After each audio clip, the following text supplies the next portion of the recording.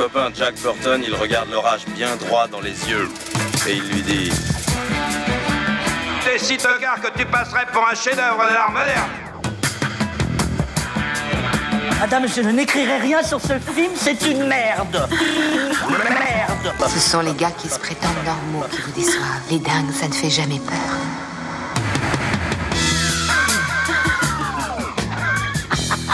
Elle nous connaît dans les coins, la frangine. Salut, c'est Clémence. Bienvenue dans Sale Temps pour un film, le podcast qui fait la pluie et le beau temps sur le cinéma. Chaque semaine, on se retrouve pour vous parler de la sortie du moment. Ici, on traite les films en profondeur, donc pour ça, on est bien obligé de spoiler. Si vous n'aimez pas ça, allez voir d'abord le film et revenez nous écouter quand ce sera fait. À mes côtés cette semaine, une équipe de chroniqueurs en comité réduit. On fait dans l'émission Intimiste ce soir. J'ai le plaisir de retrouver Julien. Salut Clémence. Et Stéphane. Salut Clémence. À la technique, notre chef d'orchestre à nous. Bonsoir Alain. Salut. Et on dit merci à Anthony pour le montage et le mixage. Et merci à Latex pour l'habillage sonore. On remercie tous nos soutiens, car oui, cet épisode de Sale Temps pour un film est soutenu par Eurochannel, la chaîne 100% fiction et cinéma européen. Retrouvez des films exclusifs et des séries télé inédites sur les offres de Bouygues, Orange et Free. Pour tout savoir, rendez-vous sur eurochannel.fr. Et puis on ne le dira jamais assez, nos émissions existent avant tout grâce à toutes les auditrices et les auditeurs qui nous écoutent et nous soutiennent. Pour qu'on reste indépendant et qu'on arrive à en vivre, on a besoin de vous. Donc n'attendez plus, pour nous soutenir, rendez-vous sur patreon.com ou tipeee.com, mot-clé Capture Mag. Et puis si vous êtes du côté de Paris, le samedi 28 mai, notez bien la date dans votre agenda. C'est la prochaine séance Capture, au programme Millennium Actress, un chef-d'œuvre de la Japanime signé Satoshi Kon. Vous pouvez réserver vos places dès maintenant sur le site du Club de l'Étoile, clubdeletoile.fr. Un chef-d'œuvre tout court, hein. T'as pas besoin de rajouter de la Japanime. Mais c'est pour que les gens sachent ce que c'est. C'est pour que les pauvres... C'est du genre animation, c'est ça? T'es du genre à dire c'est du genre animation, c'est ça? Julien Dupuis, c'est suffisant. Je vais m'énerver là. C'est pour que les pauvres auditeurs qui n'ont pas encore vu ce chef-d'œuvre... Non, mais il faut voir absolument, c'est un très très grand film. Bref, venez le 28 mai. Cette semaine, nous sommes dans le futur. Un futur où les hommes ne meurent plus. Ils ont réussi à atteindre l'immortalité. Oui, mais problème, ils ne peuvent plus non plus procréer. Résultat, l'humanité décline lentement mais sûrement. Pendant ce temps-là, des clones mutants, autrefois esclaves des humains, vivent et se reproduisent dans un immense monde souterrain. Ce futur, c'est celui de Junkhead, film d'animation réalisé par le japonais Takahide Ori et dont on vous parle aujourd'hui. On va y revenir certainement en détail pendant l'émission. Junkhead a été réalisé en stop motion et c'est Takahide Ori tout seul qui a fabriqué les décors, sculpté les personnages, écrit le scénario, effectué les prises de vue, composé la musique, etc. Il lui aura fallu 4 ans pour créer une version courte de son film, sorti en 2013. 3 ans de plus pour finaliser la version longue avec une petite équipe. Au total, plus de 140 000 prises de vue. Pas mal pour un complet autodidacte. Le film sort en 2017 et devient un phénomène au Japon. Récompensé 3 fois, il remporte notamment le prix du meilleur long métrage d'animation au Fantasia Film Festival l'année de sa sortie et la Cigogne d'or du film d'animation international au Festival européen du film fantastique de Strasbourg en 2021. En France, Junkhead sort en salle ce mercredi 18 mai, mais nous on l'a déjà vu, alors forcément je dois vous demander, c'est quoi votre météo? Stéphane? Ouais, je peux pas voir parce que c'est bétonné en fait. Tu vois, tout se passe en souterrain, donc j'arrive pas à voir la météo. C'est étonnant quoi. Pas mal, hein, t'as vu, pas mal. Bien joué. Hein. Julien? Bah moi, j'aimerais bien qu'il fasse beau. Il fait beau de temps en temps, mais c'est quand même vraiment couvert, quoi. Temps très couvert. Bon. Vous allez nous dire tout ça en détail tout de suite. Alors Stéphane, tu veux commencer? Non, j'ai envie que Julien il commence. Renvoyez-vous la patate chaude. Allez, je commence. Alors moi, je suis emmerdé en fait, je suis embêté, pardon, quand je parle d'un film comme ça, parce que j'ai beaucoup râlé en fait sur tous les critiques qui parlent de films sans prendre en considération la conception du film. C'est-à-dire que je pense que c'est le b.a.-ba en fait quand tu prends la parole, on va dire publiquement, pour parler d'un film quel qu'il soit, de savoir un peu dans quelles conditions il a été fait, et puis surtout du coup, ça subodore aussi de connaître un tout petit peu comment tu fais un film en fait, hein, comment ça se passe, à quoi servent les différents postes, comment tu obtiens une belle image ou pas, etc., quoi. Donc, mais là, je trouve que cette approche-là, pour moi, là, ça fait partie des 4 films où je ne peux pas complètement l'appliquer. C'est-à-dire que j'ai envie, en fait, en parlant de ce film, de faire abstraction des conditions dans lesquelles il a été fait. C'est-à-dire que les conditions dans lesquelles a été conçu Junkhead sont tellement extraordinaires, font preuve d'une telle pugnacité de son auteur, d'un mec qui est tellement habité finalement, parce qu'il faut être habité par ce qu'on a envie de raconter, dans ce qu'on a envie de montrer pour être, avoir à ce point-là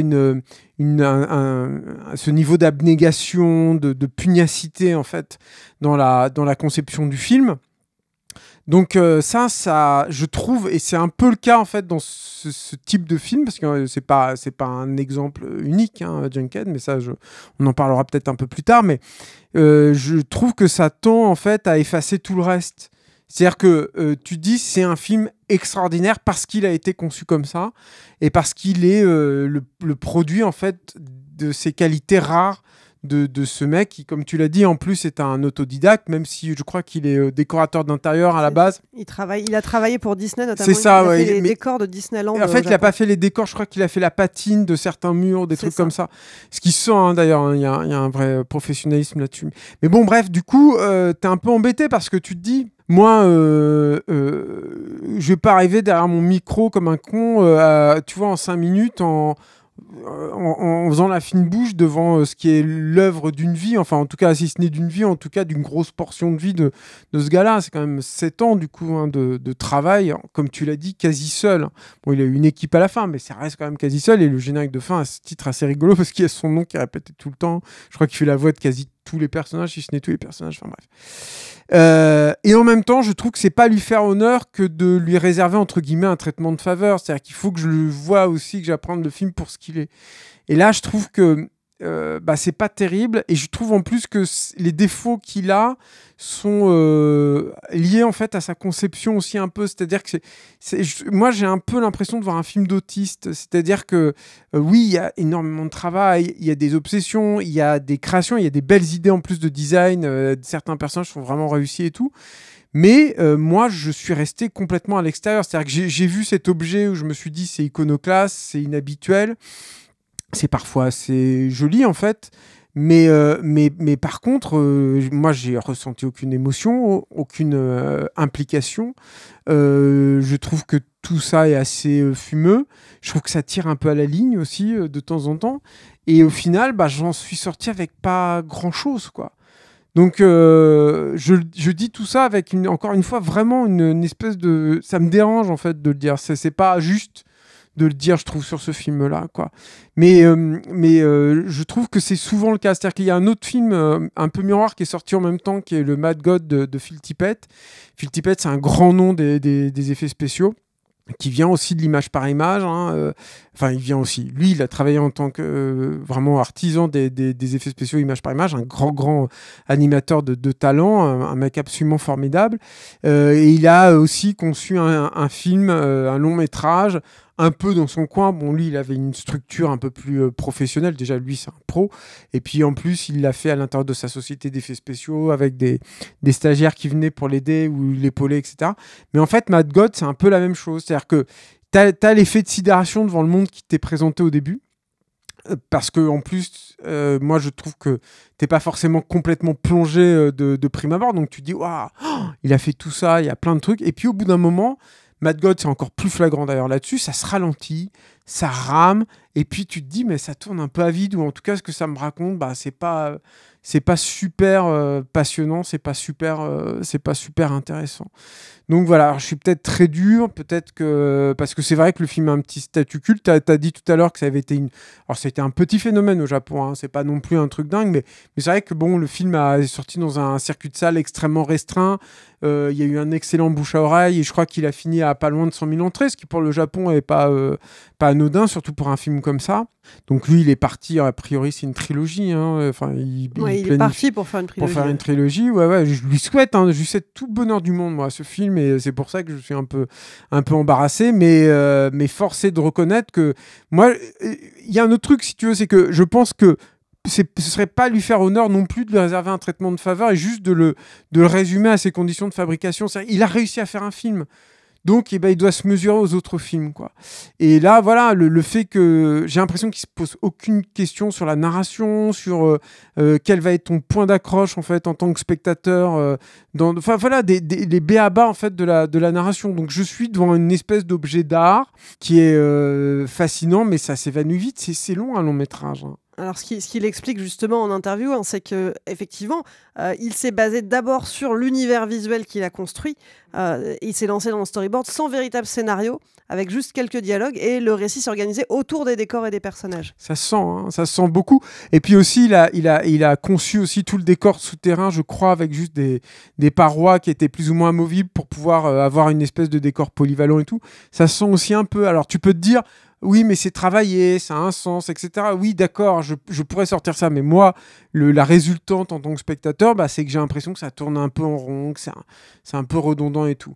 Il reste quand même des belles choses, des beaux personnages et tout. Moi, il y a un film, en fait, comme ça, qui a été un peu conçu dans des circonstances qui peuvent être approchantes, qui est un film anglais qui s'appelle Les secrètes aventures de Tom Pouce, qui était sorti en 1993, qui avait une diffusion à la télé française sur Arte dans les années 90, avec il y a une partie de gens qui allaient rejoindre Hardman plus tard, qui avaient travaillé là-dessus. Bon, il y a de la pixelisation, donc ça ressemble un peu plus à Mad God, mais je trouve que pour le coup, c'était un film qui se tenait beaucoup plus, qui était beaucoup plus consistant en fait dans ce qu'il racontait et aussi dans l'univers en fait qu'il dépeignait, quoi, où tu comprenais vraiment comment ça se passait et tout, quoi.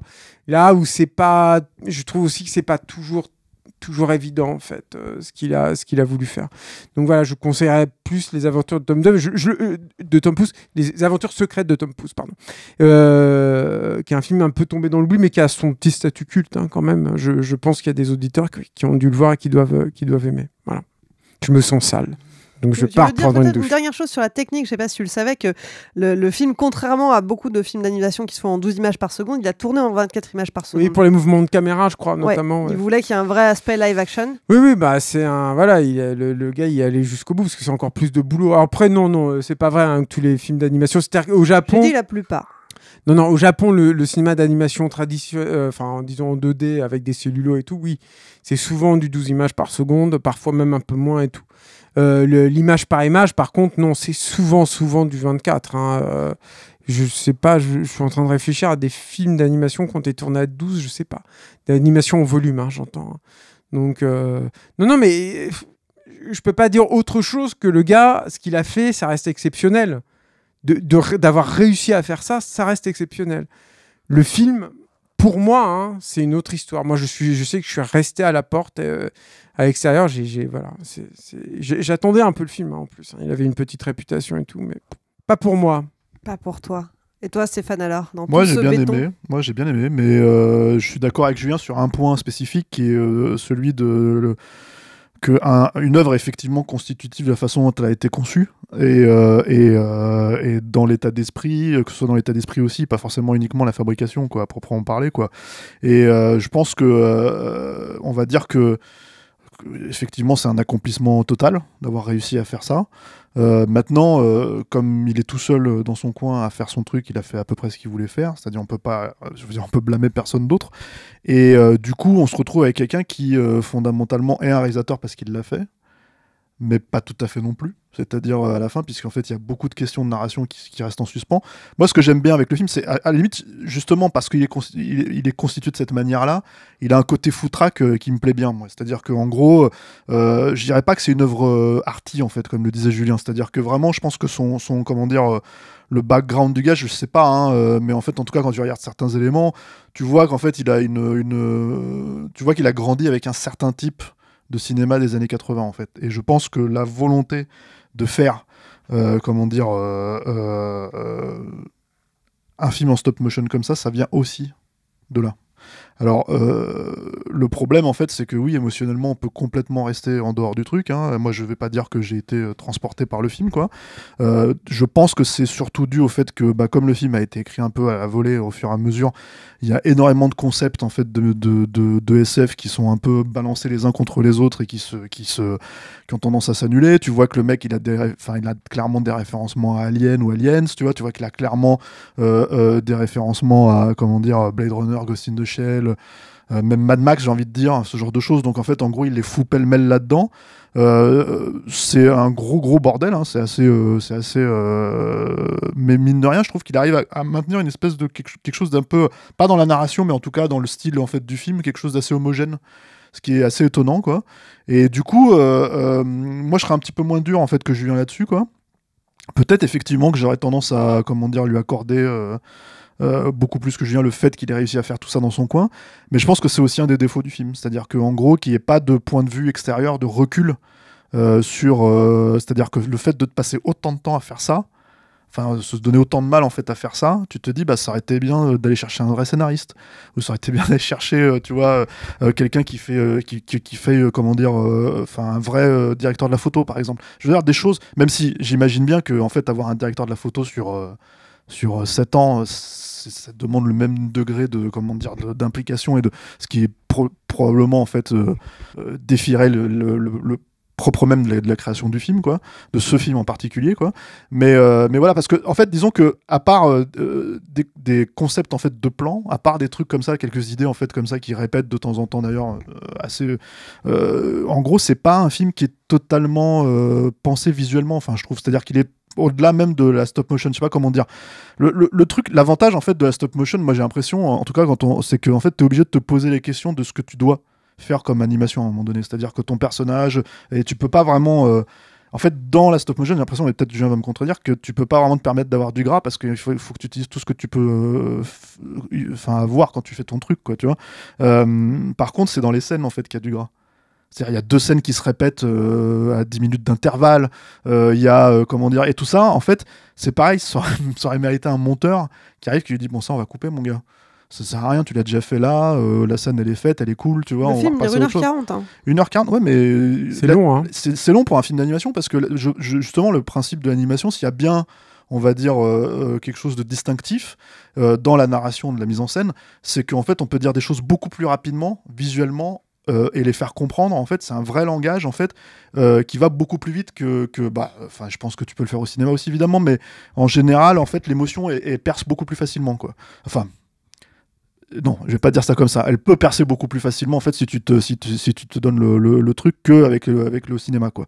Le cinéma traditionnel. Mais là, le problème en fait de ça, c'est surtout qu'en gros, on se retrouve avec des répétitions de scènes, des trucs, etc. Alors il y a plein de moments cool, il y a plein de trucs, mais par exemple, je sais pas vous, mais il m'a fallu parce que ça ressemble à un film à sketch par moment en fait, on va dire, même si c'est pas du tout le cas, hein. C'est une histoire qui de A à Z en fait, qui part avec le même personnage, hein. Bah, moi justement, à un moment donné, quand le personnage change physiquement d'allure, j'avais pas compris que c'était le même perso.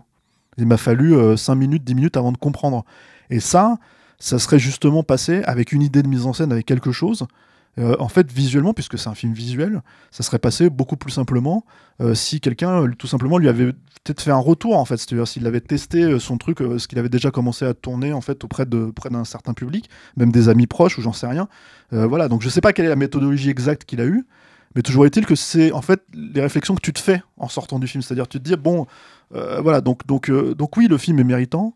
Oui, moi je trouve j'ai beaucoup plus de sympathie pour le film en soi que Julien, parce que voilà, je trouve ça beaucoup plus, comment dire, voilà, j'ai trouvé mon compte, on va dire, sur plein de trucs. Moi je pense que c'est un film qui mérite d'être vu, hein, clairement, quoi. Mais après, c'est sûr que ce n'est pas l'œuvre d'un petit génie, tu vois, qui a fait tout dans son coin et qui d'un seul coup te livre quelque chose d'absolument formidable. C'est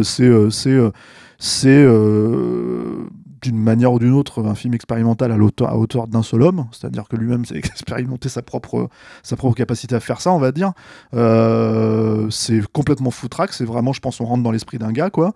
Et voilà, enfin, il faut le savoir, il faut avoir conscience de tout ça avant de rentrer dans la salle, quoi. Ce que je voulais dire, je voulais préciser pour rebondir sur un truc que Steph il disait là quand j'apparentais le film à une œuvre d'art. En l'occurrence, peut-être un art un peu abscon, moderne. C'est pas du tout dans le contenu du film. Par exemple, il y a un truc dans le film qui est totalement respectable et qui est d'ailleurs assez sympa, c'est que le film a beaucoup d'humour, et de l'humour un peu grossier, voire grotesque, quoi. C'est-à-dire, mais comme on en retrouve dans certains mangas, quoi, tu vois. Et ça, c'est plutôt sympa, en fait, parce que tu te dis, le gars n'est pas dans une posture d'auteur, en fait, et de grand artiste, tu vois, des murges, et voilà. Mais par contre, là où je l'apparente donc à ces œuvres d'art, c'est que ça vaut pour toute forme d'art, hein, pour le cinéma, mais pour d'autres, c'est que moi, j'ai du mal avec les œuvres d'art qui ne se posent pas la question de la réception de l'œuvre. C'est-à-dire que pour moi, l'art, mais c'est ma définition d'art, c'est mon appréciation, et j'accepte totalement et j'assume totalement qu'elle soit extrêmement réductrice, hein, mais si tu cherches pas en fait à communiquer finalement ce que tu es en train de sortir, en général, en règle générale, à part quelques exceptions, il y en a toujours, hein, mais en général, ça m'intéresse pas trop en fait. Et là, c'est là en fait où je le rapproche de ça. C'est-à-dire que moi, je pense que il y a le manque de formation, mais il y a aussi le truc que ça a dû être tellement dur à faire ce film pour lui que finalement, il s'est pas posé à certains moments les bonnes questions. Ce que je veux dire par là, c'est que c'est pas parce qu'au bout d'un moment, tu travailles énormément sur un truc que le travail que tu es en train d'effectuer est le bon travail. Parfois, il faut sacrifier ce travail, il faut bosser moins sur certains trucs, etc. C'est plus compliqué que ça. Et Stéphane parlait des histoires des scènes un peu qui se répètent, comme ça et tout. Mais c'est pareil, en fait, tu as l'impression que c'était tellement dur qu'il ne pouvait pas avoir à l'idée, justement, de monter son film, de faire des sacrifices. Or, il y a plein de grands films, en fait, dont la réussite est due à un grand sens du sacrifice. Que ce soit une grande scène coupée, ou alors un changement d'écriture, changement de comédien, ou un truc comme ça. Et sur les films comme ça, qui sont faits totalement en autarcie par un seul gars et tout, bah souvent, tu te heurtes à ça. Tu te heurtes à cette absence, en fait, de questionnement. Donc sans aller évidemment chez des marveleries qui veulent absolument aplanir tout parce qu'ils veulent justement s'adresser au plus grand nombre. Moi, je ne demande pas ça du tout. Mais au bout d'un moment, la question de savoir comment tu vas communiquer ce que tu es en train de créer aux autres me semble primordial. Enfin, en tout cas, encore une fois, dans la façon que j'ai d'aimer en fait, l'art en général, et le cinéma en particulier. Après, et là, j'ai l'impression qu'il ne s'est pas trop posé finalement cette question-là, en tout cas jamais. Quoi. Bah, je ne sais pas si le fait qu'il se soit posé la question, ou plutôt qu'il s'est dit que ça allait vraiment être distribué finalement. Quand tu fais tout ça dans ton coin... À partir des 4 ans, des premières 4 années, où là, c'était un cours, je crois qu'il avait été déjà présenté à Annecy et tout, puisqu'il est rentré dans un circuit beaucoup plus pro, on va dire, entre guillemets, et que le film était destiné à sortir tôt ou tard. Donc si, bien sûr, en fait, ça c'est... Et effectivement, peut-être qu'au début, non. Mais tu sais, la question se pose au bout d'un moment de pourquoi tu fais ça ? Oui. Voilà. Et le truc, c'est que s'il fait ça comme un hobby chez lui et tout, bon bah très bien. Mais je pense que c'est plus que ça en fait. Ce qu'il dit en interview, c'est qu'à 40 ans, il a eu envie de se lancer un nouveau défi artistique. Voilà, c'est comme ça que ça a commencé. Et il a appris le stop motion sur Internet et dans des livres. Et effectivement, peut-être que finalement, le projet a pris une ampleur plus grande que ce qu'il avait prévu au départ. Mais je pense que c'est un film qui est quand même habité. Hein. On a suffisamment parlé ici de films qui est où je ressortais toujours mon truc du film mort et tout, quoi, des Uncharted, des trucs comme ça, pour justement saluer un film qui est habité pleinement. C'est indéniable, ça. Mais est-ce que pour autant, tu as une porte d'entrée en fait là-dedans ? Ça, pour moi, la question elle reste posée. J'ai pas détesté le film, hein, pas du tout. Hein. J'ai l'impression que je donne vraiment cette impression-là, quoi. Mais c'est vrai que c'est compliqué en fait pour moi parce que, enfin voilà, c'est. Bon, bref, je sais pas, j'ai l'impression que je vais être redondant. Non, mais moi je comprends un peu ce que tu dis, mais c'est vrai que voilà, j'allais le souligner avant que tu le fasses.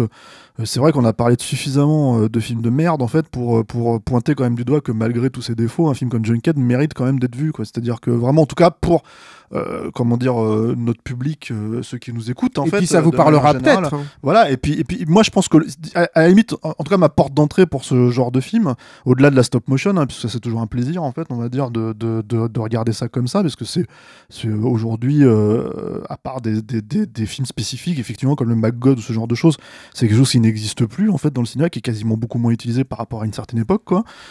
Si, il y a plus de longs métrages en stop-mo. Des longs métrages à proprement parler, mais moi je parlais des effets spéciaux qui disaient ça, justement, tu parlais de Phil Tippett et tout ça, donc voilà, c'est un plaisir peut-être fétichiste, mais c'est un plaisir en tout cas, si tu veux, de voir ça, quoi.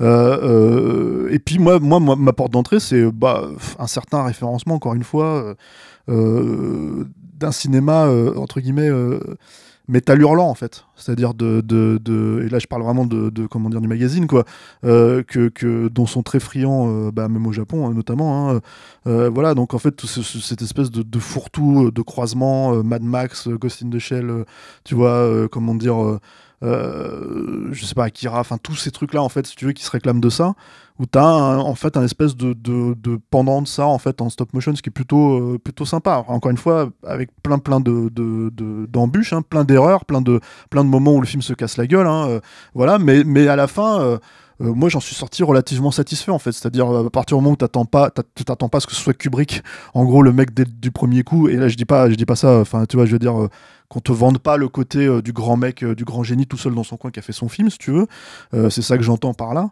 À partir du moment où tu sais que c'est pas ça le film, bah ouais, il y a du plaisir à prendre, vraiment. Et puis il y a pour sortir avec un point plus positif, c'est que il y a de toute façon, c'est vrai, un truc génial avec l'image par image. C'est-à-dire que ce qui est génial, c'est que tu as le côté joué qui s'anime tout le temps, en fait, même sur les Leica, enfin un peu moins sur les Leica, c'est tellement parfait, beaucoup trop même, mais il y a un truc comme ça en fait, de voir ces petites marionnettes et tout. Et il y a un autre truc qui, je pense, est inhérent aussi à la technique employée, qui est c'est en soi une grande célébration du cinéma. C'est-à-dire que tout à coup, tu vois un truc qui bouge parce que c'est une succession d'images fixes. Et qu'entre ces images fixes, en plus, il y a la patte de l'humain qui est intervenue, mais tu la vois pas, mais tu la sens quand même.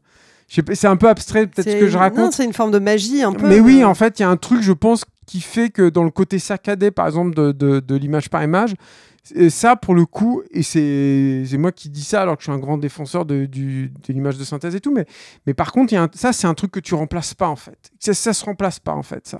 Et c'est vrai que de toute façon, t'as ça qui reste. C'est-à-dire que c'est vrai que t'admires les maquettes, t'admires les trucs, et puis il y a ce truc-là qui est, de toute façon, que tu obtiens, en fait, même si tu fais un cours d'animation pourri avec tes enfants avec des Lego. Et ce qu'il expliquait d'ailleurs qui est amusant, c'est que pour animer ses personnages, en fait, il se filmait d'abord lui faire les gestes et ensuite il les reproduisait avec ses persos. Ce qui est assez courant aussi, hein, ce qui se fait souvent. Je suis désolé, c'est pas pourquoi je dis ça. J'ai pas dû dire ça. Je pensais arriver avec t'as tout saboté, Julien. Non, mais faut préciser que c'est un film aussi qui a un combat contre un espèce de David contre Goliath, tu vois. Il y a, tu vois, des scènes avec des créatures protéiformes, tu vois, gigantesques. T'as tout un tas de trucs comme ça. Donc en fait, il y a plein d'imagerie. Voilà, il y a toute une imagerie en fait, si tu veux, qui nous parle. Donc faut le préciser pour que les gens aient conscience de ce qu'est le film à proprement parler, parce que c'est vrai qu'on a parlé entre guillemets de la fabrication, des défauts pas mal, mais il y a aussi tout un univers en fait qui nous parle, qui nous tutoie en vrai. Hein, donc, Alain, il faut que tu m'effaces et puis voilà. On va juste garder ça. Non, et c'est ce qui fait la force de ce film, cet univers finalement. Qui a une certaine cohérence, je dirais, mais qui malgré tout en fait part un peu dans tous les sens quand même. C'est-à-dire que en gros, c'est comme il y a une scène en fait qui a un flashback en fait, en gros, hein, puisque on voit partir. Cet humain qui va arriver dans les souterrains, quoi. Et c'est pareil, faut le savoir que c'est un flashback, là, la façon dont c'est amené. C'est au bout d'un moment, tu fais mais en fait c'est lui, d'accord. Et c'est pas très très clair parce que ça aussi c'est un autre truc, c'est que alors s'il y a bien un truc sur lequel t'as pas de point de référence, c'est le langage en fait. Dans le film il y a un langage, mais il est complètement abstrait, quoi. Donc en fait c'est pareil. Donc en gros, si tu veux, tu te retrouves même pour un spectateur japonais, en fait, c'est pas du japonais. Donc en gros, c'est vraiment un langage à proprement. Ouais, c'est ça, c'est du langage à proprement parler. Donc là, c'est pareil, en fait. Encore une fois, tu lis les sous-titres. Hein. C'est sous-titré. En l'occurrence, chez nous, c'est sous-titré français et c'est censé être intelligible, quoi, tu vois. Mais pour autant, si tu veux, ça participe encore une fois d'une création d'univers, si tu veux. À soi, quoi, tu vois, et du coup il faut que le cinéma pallie à ça, quoi. Voilà, et voilà, c'est ça, il y a beaucoup d'embûches, il se met beaucoup d'embûches, si tu veux, pour arriver en fait à ses fins. Donc voilà, donc c'est vrai que encore une fois, il est très méritant. Mais c'est vrai que voilà, ce truc en fait, c'est que il a les mêmes références que nous, et c'est moi ma porte d'entrée elle est là surtout, c'est ça ce que je voulais dire, quoi. Très bien. Alors, si vous voulez vous faire votre propre avis, Junkhead est sorti en salle ce 18 mai.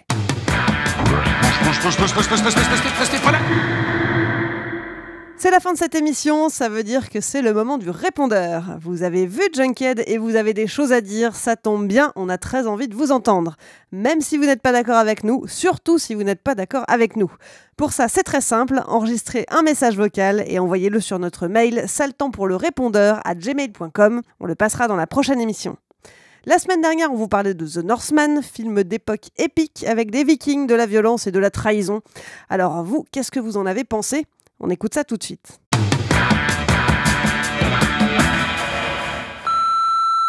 Bonjour la team Capture, c'est Nathan. Je suis allé voir The Northman et j'ai apprécié le film, j'ai vraiment beaucoup apprécié, même moi en ce qui concerne le casting, j'ai pas vraiment eu de problème particulier et je trouve le film magnifique. Après, comme l'a dit Stéphane, je peux comprendre que si on n'arrive pas à rentrer dedans, ça peut être compliqué. Du coup, on est dans une situation de tout ou rien, je pense. Et si on rentre dedans, moi je vous le dis qu'il n'y a aucune chance que vous n'appréciez pas. Non mais 90 patates, Robert, 90 patates. Je pensais que le plan séquence au début du film de l'attaque du village, c'était un mini hors-d'œuvre qui allait annoncer un film de guerre de vikings, d'une épicness rarement atteinte qui allait puer le sang, la boue, le froid, un truc viscéral. Et non, 2 tiers de film au milieu d'une plaine islandaise, avec 3 cahutes et 10 villageois, sur fond d'une histoire de vengeance shakespearienne dont je me cogne sincèrement. Non, mais 90 patates. Alors, The Northman. J'ai été déçu, mais sur la longueur, parce que j'ai vraiment été happé par la première demi-heure qui rentre dans le vif du sujet direct, avec plein d'idées de mise en scène. Puis la fameuse scène dans les sous-sols avec le Willem Dafoe méconnaissable. Et après la première demi-heure, j'ai trouvé vraiment le film assez rêche, assez monolithique et impénétrable. Et je me suis senti extérieur, comme disait Stéphane Moïsakis. Après, il y a quelques plans ici et là, la musique vraiment pas mal et tout, mais je pense que on s'en souviendra pas trop de ce film. Voilà. Alors, The Northman, bon, déjà, moi, la bande-annonce, j'étais hyper hypé, et comme j'aime le cinéma de Robert Edgers, je pensais que je savais à peu près où je mettais les pieds. En premier lieu, j'ai beaucoup aimé la manière dont le surnaturel et le fantastique ont été traités. J'ai trouvé aussi les mouvements des caméras très intéressants, avec des grands travelling, des longs plans séquences, notamment pendant les scènes de combat. Et là aussi, ça ancre cette histoire dans un certain réalisme. Un autre point positif, selon moi, c'est la musique. Parfois épique, tantôt lancinante, mais toujours efficace. Elle m'a d'ailleurs un peu fait penser à celle du jeu The Witcher 3. Et même si le rythme du film est parfois un petit peu discutable, on s'embarque dans cette histoire de vengeance, sanglante oui, mais là aussi qui ne fait pas dans la démesure. Pour moi, c'est donc un grand oui. Alors j'ai vu The Northman hier soir et j'avais beaucoup d'attentes pour ce film à 90 millions, qui n'est pas une franchise, qui n'est pas un reboot, qui n'est pas une suite. Mais malheureusement, le film est décevant à plusieurs niveaux. Il y a du courage de la part du réalisateur et il y a une vraie quête de l'authenticité. Mais ça, l'authenticité en soi, c'est pas intéressant à regarder. Et si je pouvais le résumer à quelqu'un qui l'a pas vu, je dirais, c'est le Roi Lion, mais en beaucoup moins drôle. Je sais que le Roi Lion est inspiré de Hamlet, de Shakespeare, qui lui-même a utilisé cette légende comme une source. Mais il se semble que Eggers ne se rend pas compte, n'a jamais pensé à un moment qu'il est en train de faire ce film pour un public du 21e siècle qui a déjà vu ça, et c'est cette histoire traduite dans d'autres formes, et qu'il faudrait peut-être l'adapter ou la rendre plus intéressante. Et j'avais vraiment du mal avec le personnage principal, parce que l'acteur principal n'a pas le charisme pour porter ce film, donc il est clairement traumatisé par ce qui est arrivé dans son enfance, ce qui est logique. Il parle pas beaucoup, il est pas très communicatif, mais pour réussir ce coup-là, il faut vraiment avoir des acteurs, un comédien qui a du charisme, et c'est pas le cas. Mon avis pour The Northman, le film m'a rappelé pour ses décors le récent Green Knight, que j'avais bien aimé. Pour l'histoire, alors ne connaissant que les grandes lignes d'Hamlet de Shakespeare et n'ayant vu pour cette adaptation uniquement le Roi Lion, je me suis laissé facilement porter par le récit qui, avec la manière avec laquelle il est traité dans le film, s'apprécie, je trouve, comme un conte ou un récit philosophique traitant de, je dirais, nos croyances, notre rapport à nos émotions. Je sors de The Northman tout à l'heure là, et bien je suis Team Stéphane pour le coup.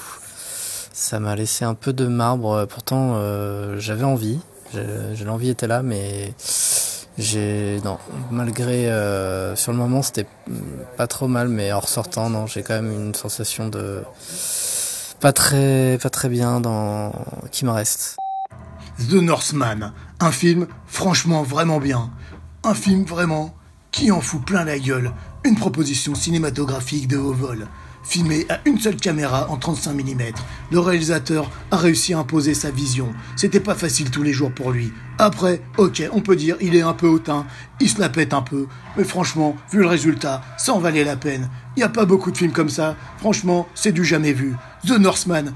Stéphane, je te conseille d'aller le revoir. The Northman, sur vos écrans. Allez-y.